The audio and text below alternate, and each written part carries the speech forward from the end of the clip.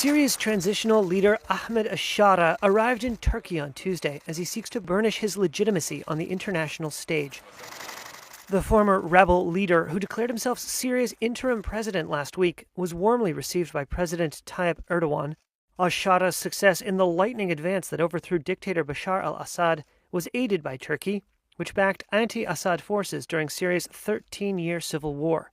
His visit to Turkey aims, in large part, to restore trade between the neighbors, which is already surging.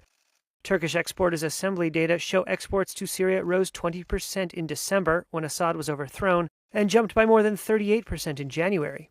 But it's about diplomacy as well as trade. This is al-Shara's second foreign visit since seizing power. On Sunday, he met with Saudi Crown Prince Mohammed bin Salman in Riyadh. He's also looking beyond the Middle East. Moscow this week said it was in negotiations with Damascus over Russian military bases in Syria. And in an interview with The Economist magazine, al-Shara said his government aims to restore ties with the United States in the coming days. But he said he has not yet had any contact with the Trump administration. Syria is still under heavy economic sanctions from Washington. In January, the outgoing Biden administration issued a sanctions exemption for transactions with Syrian governing institutions for 6 months. One sticking point, though, could be the fate of the Kurdish-led Syrian Democratic Forces, or SDF. The U.S. has backed the group, which was a chief fighting force in the coalition effort against Islamic State.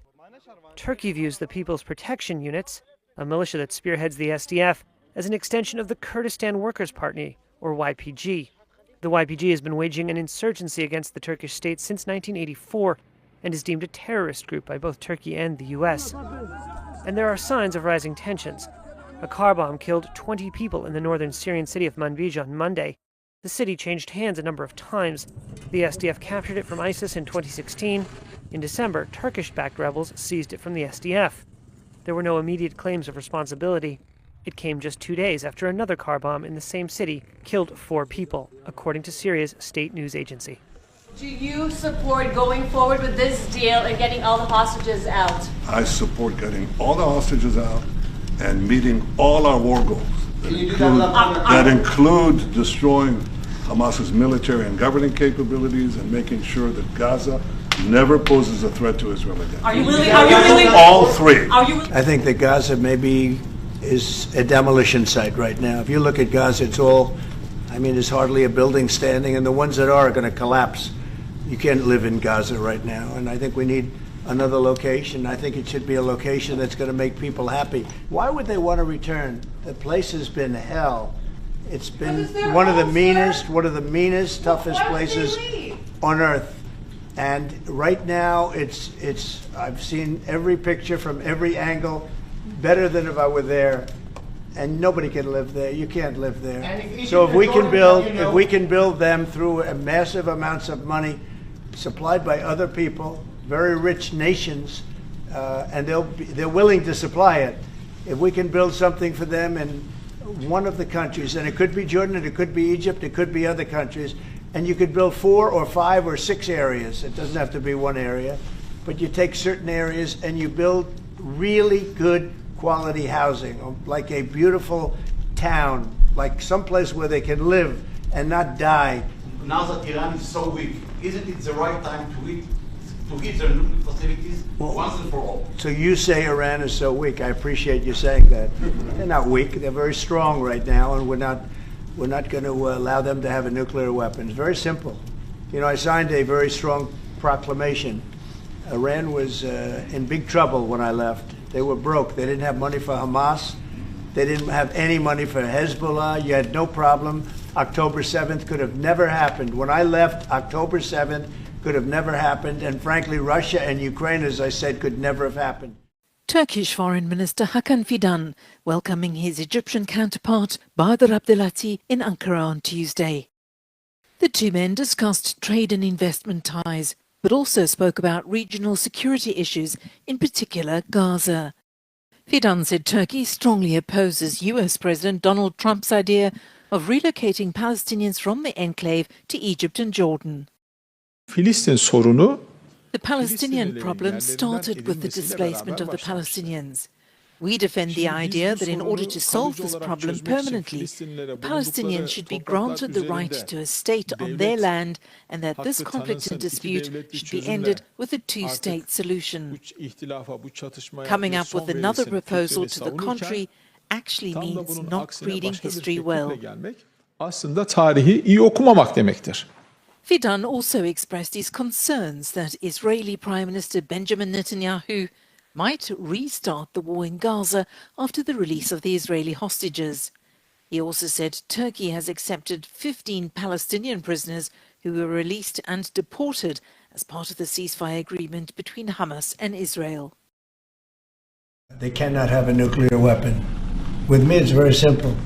Iran cannot have a nuclear weapon. National Security Presidential Memorandum that seeks to impose maximum pressure on the government of the Islamic Republic of Iran. Many of these provisions are similar to actions that your administration took during your first administration.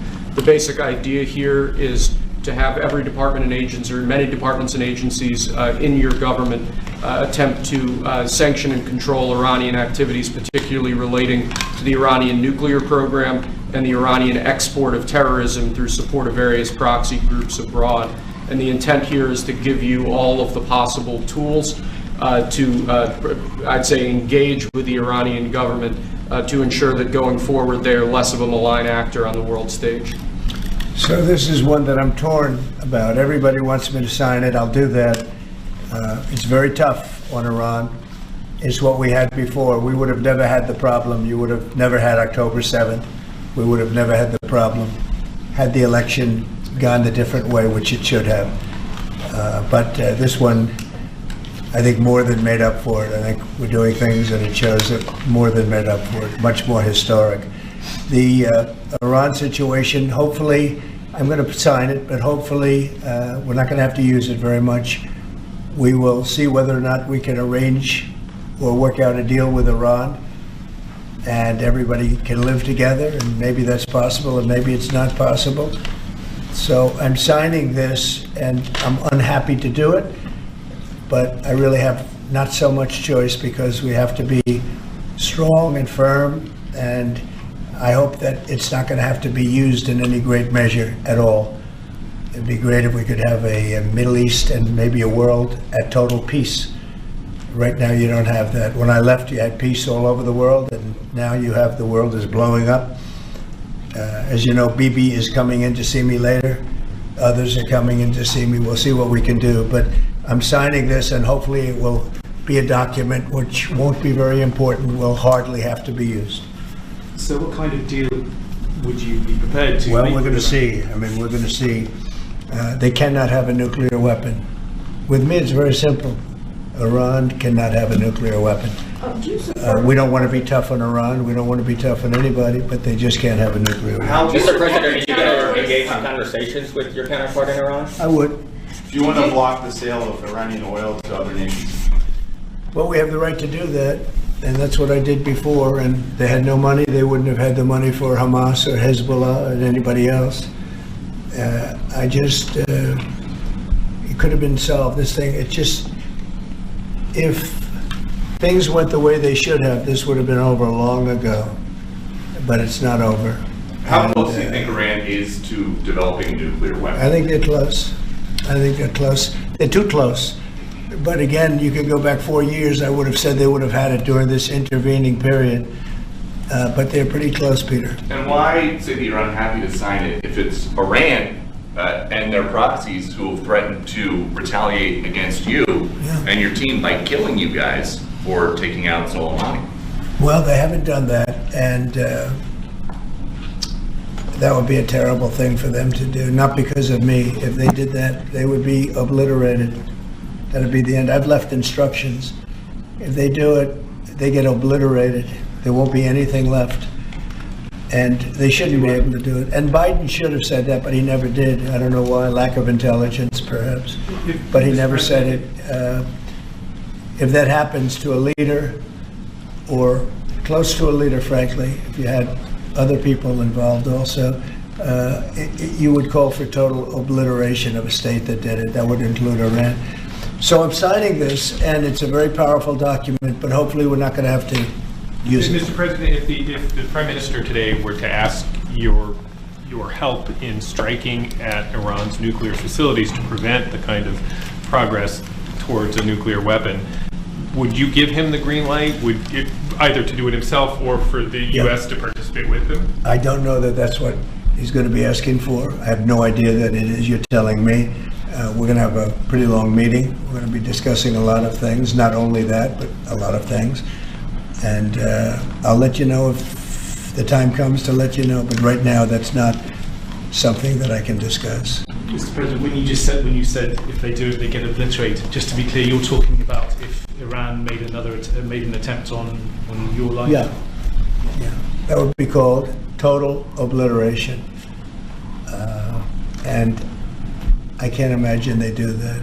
It should have been stated by Biden, but he didn't state it because he had no clue, as you know, as everybody knows. What is your vision, actually, for relationship Do you have with anything Iran? else? No, that's all we have. My vision for For a what? relationship with Iran, and would you? I'd love to have a good relationship with everybody. They can't have a nuclear weapon.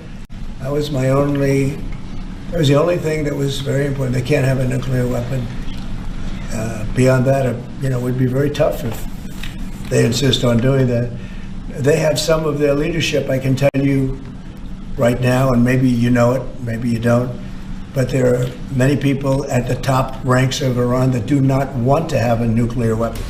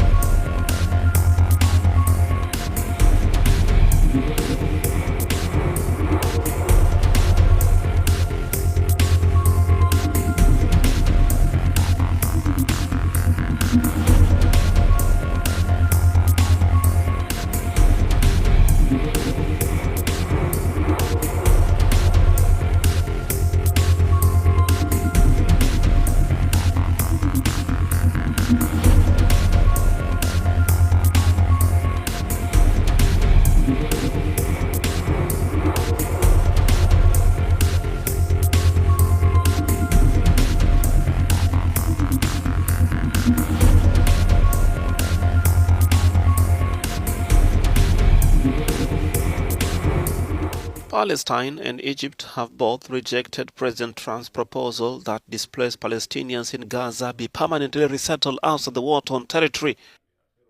While visiting Cairo, top Palestinian officials, together with Egypt's foreign minister, swiftly rejected and denounced on Wednesday the U.S. proposal that also seeks to take ownership of the enclave. Trump's suggestion came at a White House news conference with Israeli Prime Minister Benjamin Netanyahu, where he detailed a plan to build new settlements for Palestinians outside the Gaza Strip and for the U.S. to take ownership in redeveloping the war-torn territory into the Riviera of the Middle East. Palestinians, on the other hand, say that Trump's proposal for Gaza violates international law. Palestinian President Mahmoud Abbas called for the United Nations to protect the Palestinian people and their inalienable rights, saying that what Trump wanted to do will be a serious violation of international law. Other leaders, like British Prime Minister Keir Starmer, says Palestinians must be allowed to return to their homes in Gaza. The Kremlin also reaffirmed on Wednesday that the creation of a Palestinian state is essential for the Middle East settlement. Mr. President, given what you've said about Gaza, did the U.S. send troops to help secure the security vacuum? As far as Gaza is concerned, we'll do what is necessary. If it's necessary, we'll do that. We're going to take over that piece, we're going to develop it, create thousands and thousands of jobs, and it'll be something that the entire Middle East can be very proud of. But everybody feels that continuing the same process that's gone on forever, over and over again, and then it starts, and then the killing starts, and all of the other problems start, and you end up in the same place, and we don't want to see that happen. You are talking tonight about the United States taking over a sovereign territory. What authority would allow you to do that? Are you talking about a permanent occupation there? I do see a long-term ownership position, and I see it bringing great stability to that part of the Middle East and maybe the entire Middle East. And everybody I've spoken to, this was not a decision made lightly. Everybody I've spoken to loves the idea of the United States owning that piece of land, developing and creating thousands of jobs with something that will be magnificent in a really magnificent area that nobody would know. Nobody can look because all they see is death and destruction and rubble. He has a different idea. And I think it's worth paying attention to this. We're talking about it. He's exploring it with his people, with his staff. I think it's something that could change history. And it's worthwhile really pursuing this avenue. Yeah, please go ahead. Okay, for more analysis on Trump and Netanyahu's press conference, let's bring in now Sky News contributor Kosha Gada. Kosha, great to see you. Look, clearly this wasn't a thought bubble for Donald Trump. They were pre-prepared remarks that he very carefully read. So he would have been waiting for this bombshell announcement for the press conference with Netanyahu. Indeed, this, along with all the other executive orders and actions he's been taking, it's only been 15 days in his presidency, which is hard to believe, have all been a long time in the making. Actually, you can really see how prepared he is this time with these measures. But here, I think the question that everyone is asking, and few really know the answer to it, only time will tell, is this again a signature art of the deal style negotiating tactic where he's trying to shift the Overton window, reset the chessboard, all for the purpose of bringing those Middle Eastern nations around to the table, or is he actually interested in developing this region? It could be one or the other, and we'll find out. Yeah, exactly. And that's what we've been discussing on the show tonight. Look, there's also a lot of concern about Trump's trade deals. There's concern this could be a trade war. But do you buy those concerns? Do you think they're a bit over the top? Isn't he just, bringing Canada and Mexico to fairer deals with the US? So this is another one where, again, is it the art of the deal and he's using it as a negotiating tactic? I think in the case of Canada, Mexico, and Colombia, you could say that is the case because he used it within hours. They capitulated for the superseding priority for him, which is immigration and the border. So that takes precedence over the economic deficit. However, with China and with others, I think this one actually there is evidence that suggests it is a legitimate policy position for him. He is a strong believer in tariffs and shifting society from a consumption-based society to a production-based society in America. Even if that means higher prices, it's better for jobs and unemployment and all of that. And that is something that I expect we are going to see him actually push as a legitimate policy, unlike the Gaza statement, which maybe is a little bit unknown and more of a negotiating tactic. We're also seeing news that it does look like RFK Jr. will get enough votes to become America's health secretary. Very controversial given his history of anti-vaccination statements.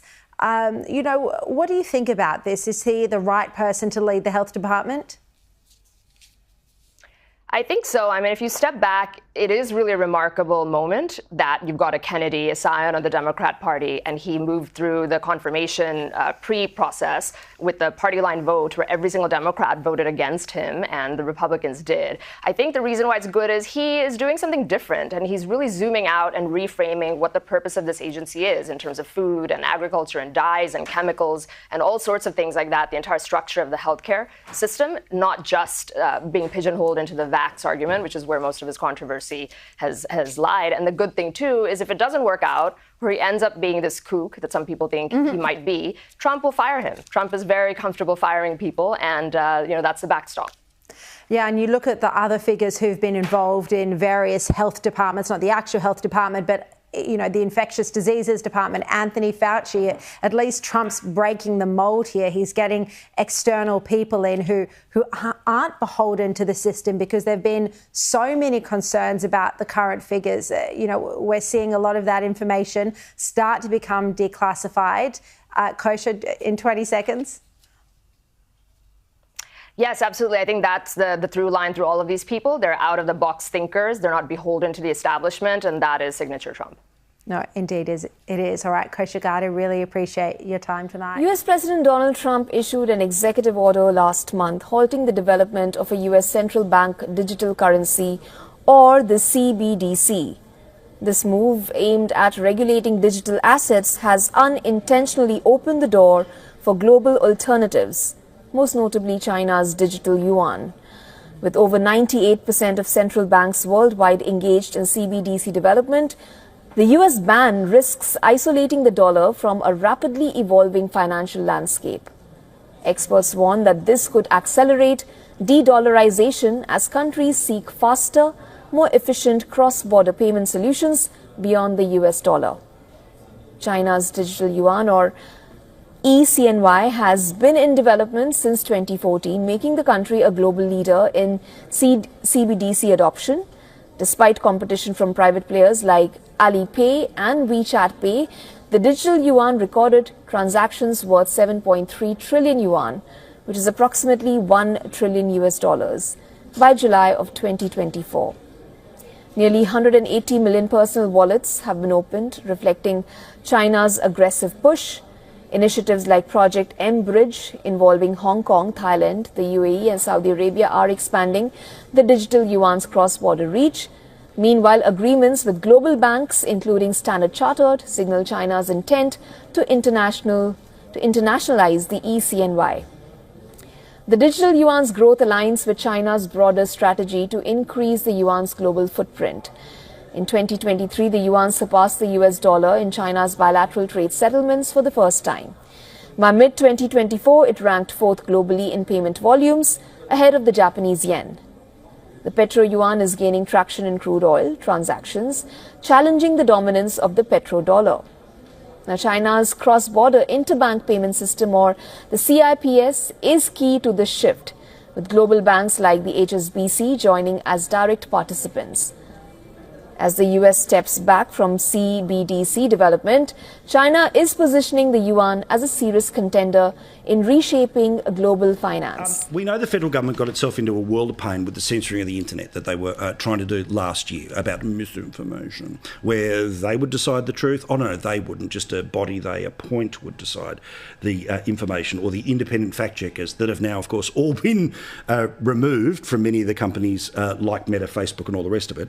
But there is a new piece of legislation which presumably is going to get talked up in the next couple of days and forced on a vote in the next couple of weeks, which is all about going after a whole bunch of other nasties on the internet. Now, Joe, again, I'm not going to sit here and say, well, for the benefit of free speech, the following horrible garbage is allowed on the internet. No one's going to sit there, and that's not the game I'm playing. But I am going to see with the legislation, and let's see letter for letter, paragraph for paragraph, how much of the stuff they dumped is going to be in this one, and the reason that everyone will have to vote for it because the new legislation is about pedophiles. Yeah, I think the way that it's going to work, and it's just a matter of, I suppose, where the line is and how it's actually. I think even when you see the legislation, a lot will come down to how it's enforced. So you can imagine, obviously, I have a few concerns as well. I should declare, and she hates me doing it, but I have to. My wife is a campaign director for Equality Australia, so she's one of the people pushing. That organisation is one of those pushing for it to go harder. So it sits at the moment at a kind of incitement to violence test, and what they want is that to extend to racial or gender or vilification or whatever based on any of those characteristics. Now, the problem with that is that one person's vilification is another person's joke or valid criticism of, say, a particular ideology or religion or whatever it may be. And so it'll have to be designed very, very carefully. But I think you do appreciate when you see the anti-Semitic attacks and, F the Jews and et cetera, clearly there has to be some kind of circuit breaker. I think the bigger problem is that sentiment is there. I don't think laws make people change their mind. Last time I checked, it's already illegal to firebomb a childcare centre. That's right. It's already illegal to have something full of explosives. Bronwyn, this is my issue, right? And again, maybe it's how many angels on a pinhead, but I think there's sort of some key principles in all of this, right? Which is that we have a government that has already spent a couple of years trying to censor the internet, who won't censor, by the way, the Chinese surveillance apps that are either social media or AI, but they ban them off their own computers. And again, I think what this is really about is the next 2 weeks trying to force Peter Dutton into a scenario where you had a chance to vote against anti-Semitism and you didn't. You had a chance to shut down child pornography and you didn't. That's the wedge they're trying to play. So that's why they're going to. I'll tell you when they will release the text of this. About 10 minutes before it's voted on. Well, they can't quite do that. It's got to be brought into the Parliament, and there's got to be a second reading speech. But look at it this way: we've got two problems. We've got a judiciary that is weak. Correct. And we've got the problem of anti-Semitism, which is real and has been allowed to fester because of a weak Prime Minister. So they are the two problems that should be addressed. So you do it by having a mandatory sentence, which is what Dutton suggested, and now Burke raced in tonight and said, we're going to have mandatory sentencing. Even though the Labor Party, by the way, voted against multiple times mandatory sentencing for illegal gun importation. Because we don't believe in mandatory sentencing because they think somehow, a bunch of 12-year-olds in the territory are going to get locked up. They know they're so far behind. Let's watch the details, kids. They know they're so far behind on the anti-Semitism issue because of their weakness and their pandering to win seats in Western Sydney. And people know that. And now they're trying to make up ground, which is why Burke's raced in there, and it had to be Burke, didn't it?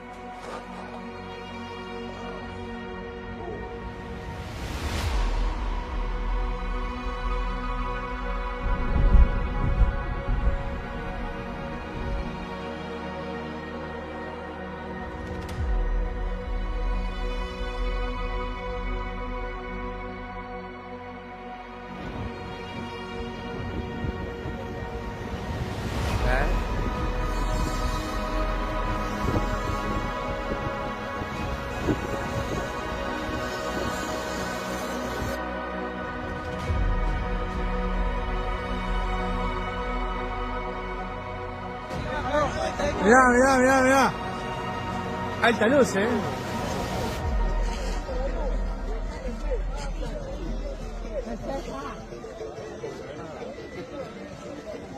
Están viendo lucecitas allá adelante. Mirá. En el video se ve zarpado, ¿no? Buenísimo. Es un ovni.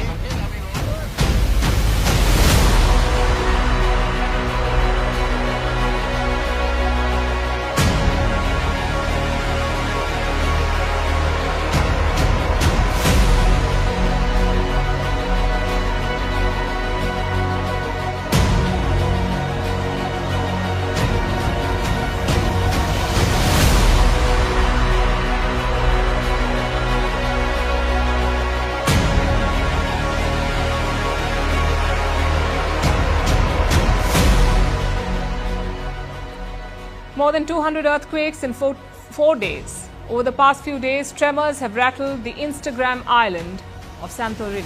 Millions of people flock to the Greek island every year, but this time they're running away because one quake after another has hit the whitewashed island, prompting authorities to deploy emergency crews to close schools and ban access to seaside areas and announce additional flights to help people flee. But what's behind the string of quakes? And is the worst over yet? Our next report tells you. It's hardly a surprise that Santorini is on so many people's bucket lists with its pristine whitewashed houses, dazzling panoramas, blue waters and romantic sunsets. Though this weekend, people were not flocking towards but away from the Greek island. Over the past 4 days, more than 200 earthquakes have been recorded in the Aegean Sea between Santorini and Amorgos, which is another Greek island.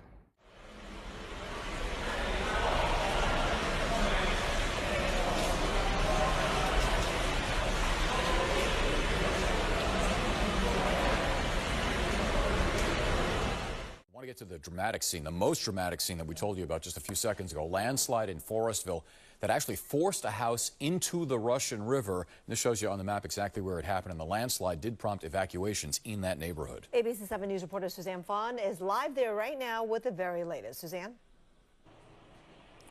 Kristen, it really is a remarkable sight to see. We are here in Forestville. I happen to be standing on Hacienda Bridge, and across the way in the distance on that steep hillside, you can see a lot of debris. The home there is now gone. Now, around 12:30 p.m., authorities got a call, a 911 call about a landslide. They arrived and found a house on West Side Road that slid down the steep hillside into the Russian River. Now, the home was empty. We hear it was a vacation rental. 8 to 10 homes in the area were evacuated. Now, all the rain lately has soaked the soil and the land in the area, and so that land's been shifting. No one was hurt, fortunately. No one is missing. We hear that a rescue crew launched a jet ski and searched the river and the debris. I talked to a woman who lives around here, and this is what she told me. I've never seen anything like this before, and I've lived here since 2015. I'm very shocked that there was a house on it that's now in the river, but at the same time, not too surprised because it's really steep and wet around here, and there is erosion happening.